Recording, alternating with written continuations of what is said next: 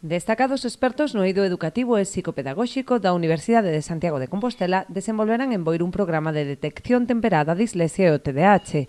Traballarán ata finais de xaneiro en colaboración cos centros educativos do municipio co alumnado dos primeiros cursos de primaria para determinar as dificultades que xorden no eido da lectoescritura e atención. Tiene dos fases, una primera en donde vamos a trabajar con niños más pequeños en los cuales vamos directamente a buscar posibles precursores de lo que luego pueden ser las dificultades en lectoescritura o dificultades, bueno, básicamente a nivel atencional, ¿no?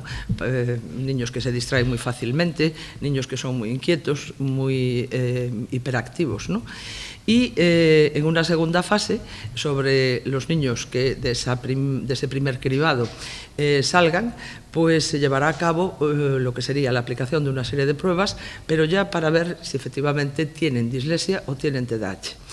Con esos resultados analizados, pues se va a proponer un informe global por grupos de edad, proponiendo a su vez pues unas orientaciones desde una perspectiva integral, es decir, para trabajar directamente con los niños, para trabajar los profesores, tutores con ellos y también para la familia.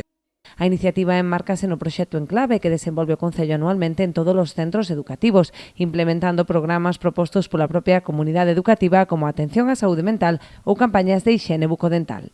O proxecto Enclave tan importante que está dotado de 60.000 euros que vamos a invertir nos centros educativos con diferentes accións. Esta é unha delas, bueno, e tan importante tamén como as outras que se van a desarrollar dentro deste proxecto Enclave.